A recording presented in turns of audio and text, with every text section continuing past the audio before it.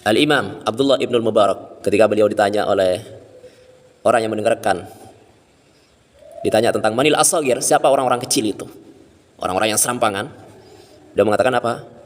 Hum alladzina yaquluna bi ra'yihim, mereka-mereka yang dimaksud dengan al-asagir, yang menjadi tanda ya, yang menjadi tanda dekatnya kiamat, orang-orang berdatangan mencari ilmu, belajar ilmu kepada al-asagir itu. Jadi nanti di menjelang datangnya kiamat, mendekati kiamat itu akan banyak orang-orang mencari, belajar, menimba ilmu kepada al-asagir ini. Siapa al-asagir? Al-Imam Abdullah Ibnul Mubarak mengatakan apa? Alladzina yaquluna bi ra'yihim la bi ra'yil ulama qablahum. Orang-orang yang dimaksud dengan al-asagir itu adalah mereka-mereka yang ketika ngomong berbicara agama sesuai dengan pemahaman dia sendiri, pendapat dia sendiri, pemikiran dia sendiri, bukan dari pemikiran alim ulama yang ada sebelum mereka. Jadi bicara sesuai dengan hawa nafsunya. Ini termasuk tanda dekatnya hari kiamat. Bismillahirrahmanirrahim. Alhamdulillah wassalatu wassalamu ala Rasulillah Sayyidina Muhammad ibn Abdullah wa ala alihi wa sahbihi wa man wala wa ba'du. Kali ini saya akan merespon adanya sebuah video, potongan video, dan ingat, potongan video ini yang kami tampilkan itu tidak merubah substansi dari apa yang dikatakan oleh salah satu salafi wahabi yang ada dalam video. Memotong video tidaklah mengapa, asalkan tidak merubah substansinya. Yang menjadi permasalahan itu kalau memotong video orang tapi akan merubah substansi dan pemahaman serta pemikiran orang terhadap apa yang dikatakan oleh yang mengatakan dalam video, yang hakikatnya tidak seperti itu. Itu yang menjadi permasalahan.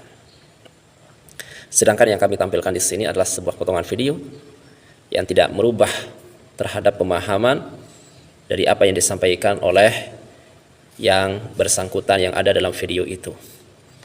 Jadi dalam hal ini tidaklah mengapa. Justru yang menjadi permasalahan, kenapa Anda ketika kami menampilkan potongan video yang hal itu tidak merubah substansinya, tidak merubah pemahaman, tidak merubah dari apa yang disampaikan oleh salafi wahabi yang ada dalam video itu, Anda merasa panas, wahai kelompok-kelompok salafi wahabi, Anda merasa tersinggung atau tersakiti. Kenapa Anda seperti itu? Anda tidak terima dengan tokoh Anda yang ketika tokoh Anda dikritik, diluruskan, Anda tidak terima. Mestinya kalau menjadi orang muslim sejati itu ketika dikritik ya, diluruskan pemahamannya, ya terima. Anda mencari kebenaran apa mencari figur? Kalau mencari kebenaran itu siapapun yang Anda tokohkan, kalau dia salah, ya Anda anggap salah. Kalau benar, ya ikuti kebenarannya dari siapapun itu. Kalau Anda mencari kebenaran. Tapi kalau Anda mencari seorang figur, idola, baik itu salah atau benar, maka yang terjadi adalah ketika idola yang Anda idolakan tersebut, oknum yang Anda idolakan tersebut dikritik, diluruskan pemahamannya, Anda tidak akan terima. Jadi kalau Anda mencari kebenaran, maka kebenaran itu datangnya dari siapapun akan Anda terima kalau betul-betul mencari kebenaran. Nah, ini salah satu bukti kalau sebagian ya pengikut salafi wahabi itu bukan mencari kebenaran, tapi mencari seorang figur yang cocok dengan hawa nafsunya. Baik, ya kalau seperti ini, ya kami tidak bisa mengatakan apa-apa, hanya bisa mengucapkan, menukil firman Allah Subhanahu wa taala. Allah Subhanahu wa taala berfirman kepada Nabi Muhammad sallallahu alaihi wasallam, innaka la tahdi man ahbabta, walakin Allah yahdi man yasha. Nabi Muhammad saja tidak mampu untuk memberikan hidayah kepada yang dicintai oleh Nabi Muhammad SAW, apalagi umatnya, apalagi sekelas orang-orang seperti saya. Saya hanya bisa menyampaikan hidayah semuanya dari Allah Subhanahu wa taala. Baik. Kali ini saya akan merespon tentang adanya video. Sekali lagi ya, kalau Anda para pengikut Salafi Wahabi tidak terima dengan apa yang kami sampaikan ini, maka kalau Anda sekali lagi mencari kebenaran, jangan hanya komen.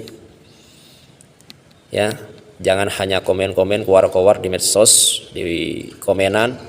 Langsung saja kalau ingin diskusi, ingin mencari kebenaran secara terbuka. Ya, nomor WA saya tercantum di setiap video yang saya tampilkan. Silahkan langsung hubungi. Dan sekali lagi, komenan-komenan yang sering ditampilkan oleh pengikut atau muhibbin dari Salafi Wahabi yang sering ditampilkan setiap kali kami memposting video, maka komenan yang sering-sering ditampilkan tersebut tidak akan kami respon, tidak akan kami balas. Kalau ingin diskusi langsung secara terbuka, langsung saja hubungi nomor WA yang tertera di deskripsi. Baik ya, tunjukkan kalau Anda merasa benar, merasa berada di jalan yang hak, merasa berada di jalan sunnah yang lain bid'ah. Tunjukkan. Kalau hanya mengaku-ngaku semuanya bisa, tapi kan harus ada bukti. Pengakuan itu harus ada bukti. Bukti wajib bagi mereka-mereka yang mengaku-ngaku. Baik. Jadi sekali lagi, bagi Anda yang tidak terima, ya, langsung saja. Jangan keluar-keluar saja, tapi langsung menghubungi nomor WA yang tertera di setiap deskripsi video yang kami tampilkan. Baik. Video kali ini tentang seorang oknum Salafi Wahabi, di mana dia itu salah faham dan salah memahami hadis Nabi Muhammad SAW. Yang hadis ini adalah hadis yang tidak rumit sebetulnya, sangat-sangat mudah. Cuman sama dia dianggap rumit sehingga apa? Mengartikan hadis sesuai dengan hawa nafsunya, mengartikan hadis bukan dengan pengertian ulama-ulama, bahkan ini merusak pemahaman ulama dan bahkan merusak pendapat-pendapat ulama yang ada.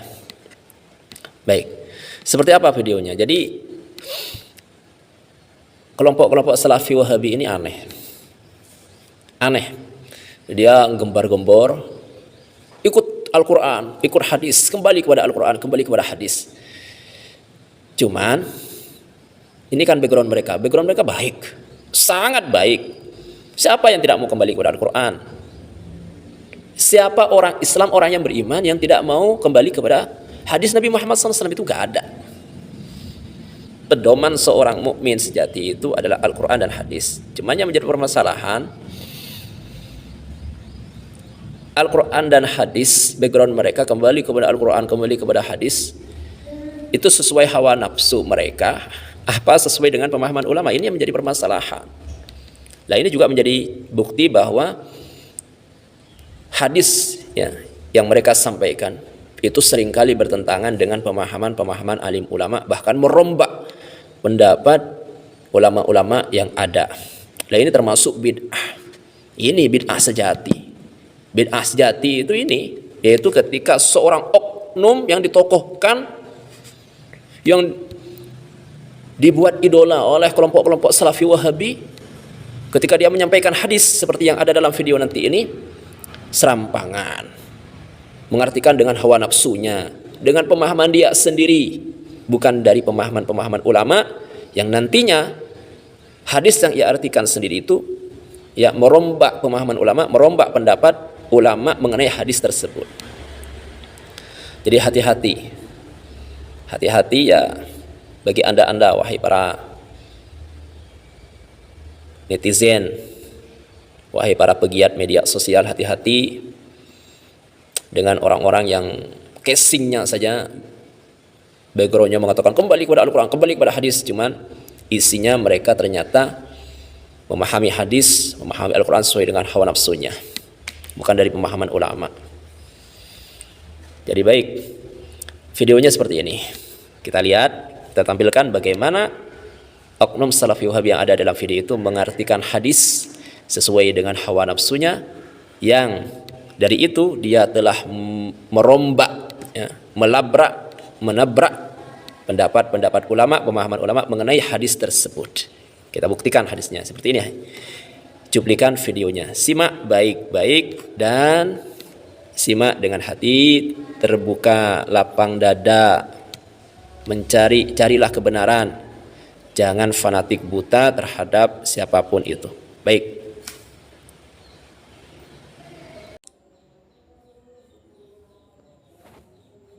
Tentang masalah batalkah wudhu seseorang bila tersentuh kemaluannya sendiri. Hadis 67 dari Talaq bin Ali radhiyallahu anhu, beliau berkata, qala rajulun masastu dzakari atau qala ar-rajulu yamassu dzakara fi shalah alaihi wudu, faqala an-nabiy sallallahu alaihi wasallam la innama huwa bad'atun minka.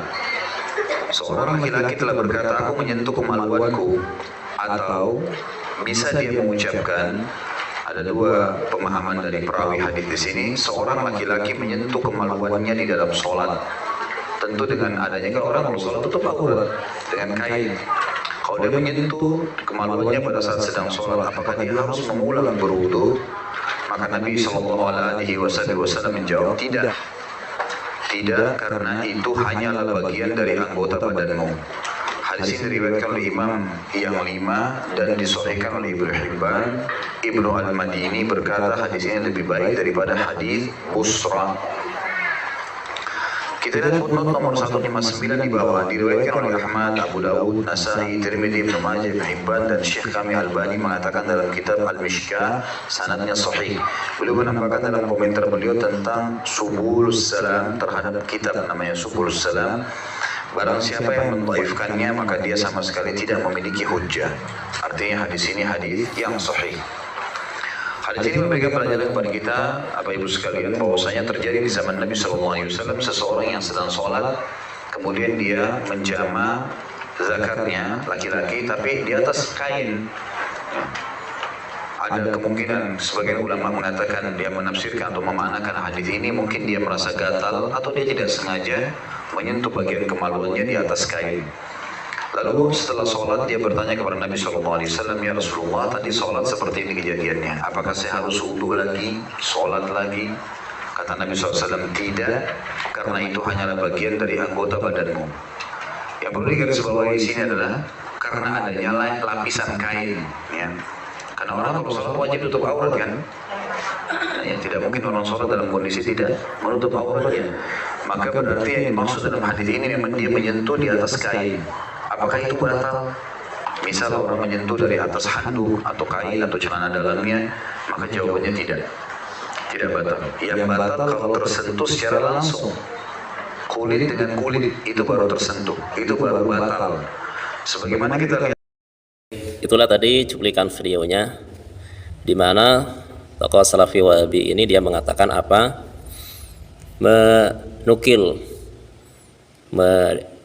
Membaca hadis Nabi Muhammad SAW, yang hadis ini diriwayatkan oleh Ashabus Sunan kecuali Imam Ibnu Majah. Hadisnya itu adalah Nabi ditanya, su'ila an rajul yamassu dzakarahu fis shalah. Ini pertama ya, kita baca hadisnya dulu. Kemudian saya akan meluruskan pemahaman dia tentang hadis ini. Jadi hadis ini adalah hadis yang diriwayatkan oleh Ashabus Sunan kecuali Al-Imam Ibnu Majah. Hadisnya adalah Rasulullah ditanya tentang seorang laki-laki yang menyentuh kemaluan. Baik,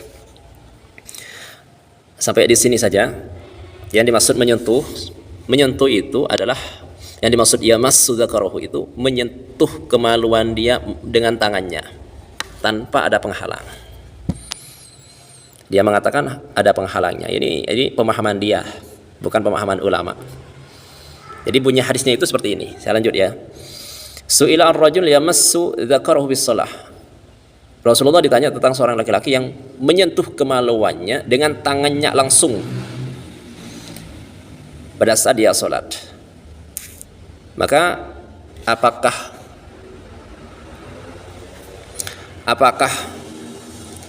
sholatnya batal, wudunya batal? Maka Rasulullah menjawab, faqala hal huwa illa bid'atun mink. Oh tidak, wudunya tidak batal, wudunya sah. Hal itu tidak menjadikan batal menyentuh kemaluan dengan tangannya langsung tanpa ada penghalang. Dia mengartikan dengan penghalang. Ini tidak sesuai dengan isi hadisnya, substansi dari hadisnya. Hadisnya itu berbunyi seorang laki-laki yang menyentuh kemaluannya dengan tangannya dia langsung, secara langsung, tanpa adanya penghalang. Maka Rasulullah menjawab, hal itu tidak mengapa, tidak membatalkan wudhu, dan wudhunya tidak batal, sholatnya tidak batal. Kenapa Rasulullah memberikan alasan hal huwa illa bid'atun mink? Itu adalah kemaluan itu tidak membatalkan ketika disentuh oleh tangan, karena kemaluan termasuk dari bagian anggota tubuh. Ini hadis, wa hadzal hadis rawahu Ibnu Hibban aidan fi sahihihi. Termasuk hadis sahih yang diriwayatkan oleh Al-Imam Ibnu Hibban. Bahkan Al-Imam At-Tirmidzi mengatakan inna hadzal hadis ahsanu syai' yurwa fi hadzal bab. Dalam masalah pembatal wudu itu, masalah wudu adalah termasuk hadis yang paling baik. Jadi hadisnya seperti pemahamannya. Ada orang laki-laki menyentuh kemaluannya secara langsung, bukan ada penghalang di situ, itu nggak ada. Itu pemahaman dia. Makanya dari hadis ini ulama itu kemudian berbeda pendapat. Ya, ada sebagian dari kalangan para ulama-ulama madhab yang empat itu, yaitu dari kalangan ulama-ulama Hanafiyah. Mereka berpendapat dengan hadis ini bahwa menyentuh kemaluan dengan tangan terbuka itu tidak membatalkan wudhu. Menyentuh kemaluan dengan tangan terbuka langsung, tanpa ada hail di sini ya, tanpa ada penghalang, itu tidak membatalkan wudhu. Makanya nanti oknum Salafi Wahabi yang ada dalam video, ketika dia mengatakan bahwa hadisnya ini seorang laki-laki tersebut itu menyentuhnya dengan ada penghalang, dengan kain. Kan orang sholat mesti nutupi aurat, berarti dia itu menyentuhnya dengan kain atau dibalik kain. Ini pemahaman dia, pemahaman si Salafi Wahabi ada dalam video itu, menambah-nambah bahwa si laki-laki itu menyentuh kemaluannya dengan pakai kain atau dengan penghalang. Nah ini merusak hadis, merusak substansi dari hadis Nabi Muhammad SAW, bahkan nanti merusak pendapat ulama. Karena dari hadis ini kalangan ulama Hanafi itu berpendapat bahwa seorang menyentuh kemaluannya secara langsung dengan tangannya yang terbuka itu tidak membatalkan wudhu. Ya kalau ya, sekali lagi, kalau seseorang itu menyentuh kemaluannya dengan penghalang, itu nggak ada iskal, nggak ada masalah. Semuanya berpendapat itu tidak membatalkan wudhu. Makanya ulama itu berbeda pendapat. Kenapa? Karena hadisnya itu dalam satu riwayat hadis mengatakan Nabi hal itu tidak membatalkan. Sehingga kalangan Hanafi seperti hadis ini, seperti hadis mengatakan bahwa kata Nabi, oh enggak, itu tidak membatalkan, itu kemaluan termasuk sebagian dari anggota, sehingga tidak membatalkan, wudunya tetap sah, tetap ada. Maka dari hadis ini ulama Hanafi itu berpendapat bahwa menyentuh kemaluan secara langsung dengan tangan terbuka tanpa ada penghalang itu tidak membatalkan. Ya kalau ada penghalangnya semuanya ijma sepakat nggak membatalkan. Semua tahu lah. Menyentuh kemaluan ada hailnya, ya, ada penghalangnya. Semuanya sependapat, kompak, sependapat, ijma bahwa hal itu tidak membatalkan wudhu. Sudah maklum itu. Jadi terjadinya perselisihan ini itu karena menyentuhnya secara langsung. Ya kalau menyentuhnya ada penghalang semuanya sepakat, sekali lagi semuanya sepakat hal itu tidak membatalkan. Ini sudah maklum. Baik. Kemudian dari kalangan ulama-ulama Syafi'iyah, Malikiyah, dan Hanabilah berpendapat bahwa menyentuh kemaluan secara langsung dengan tangan terbuka itu membatalkan. Dalilnya apa? Hadis lain. Nah, hadis lain yang berbunyi seperti ini hadisnya, yaitu Nabi Muhammad sallallahu alaihi wasallam menyebutkan dalam hadisnya, man massa dzakarahu falyatawadda. Siapapun yang menyentuh zakarnya, kemaluannya lah, maka hendaklah dia berwudu. Ini hadis yang kemudian dibuat dalil oleh ulama-ulama Syafi'iyah, Malikiyah, Hanbaliyah atau Hanabilah. Mereka berpendapat bahwa menyentuh kemaluan itu membatalkan wudu. Karena Nabi mengatakan siapapun yang menyentuh kemaluannya maka hendaklah dia berwudu. Baik, jadi sepakat kalau dari kalangan ulama-ulama dari tiga madhab ini sepakat bahwa menyentuh kemaluan dengan tangan terbuka itu membatalkan wudu sesuai dengan hadis itu. Baik. Kecuali madhab atau ulama-ulama dari kalangan Hanafiyah yang mereka tidak sependapat. Mereka mengatakan berhujjah bahwa hadis ini itu tentang wudu lugawi. Wudu lugawi itu maksudnya adalah hanya membasuh kedua tangan. Makanya nanti di kalangan Hanafiyah, ulama-ulama Hanafiyah itu ketika orang menyentuh kemaluannya dengan tangan terbuka itu tidak membatalkan, cuman sunnah membasuh tangannya yang menyentuh itu. Baik. Jadi dari sini sudah jelas bahwa yang pertama, si oknum Salafi Wahabi yang ada dalam video itu di samping merusak substansi dari hadis yang diriwayatkan oleh Al-Imam Ibnu Hibban tersebut dan disahihkan oleh beliau, sekaligus merombak serta menabrak pendapat ulama bahwa apa? Pendapat ulama yang mengatakan dari kalangan ulama-ulama Hanafiyah bahwa orang yang menyentuh kemaluannya secara terbuka, secara langsung tanpa ada hail. Jadi dia menambah-nambah itu. Si oknum Salafi menambah-nambah bahwa laki-laki itu menyentuh dengan penghalang. Baik. Jadi ini melabrak pendapat ulama yang ada, yaitu dari kalangan ulama Hanafiyah yang mengatakan bahwa orang yang menyentuh kemaluannya dengan tangan terbuka tanpa ada hail itu tidak membatalkan wudu. Jadi itulah salah satu dari keserampangan oknum Salafi Wahabi yang ada dalam video, di mana ketika dia tidak memahami hadis langsung karena mungkin takut apa begitu ya, biar tidak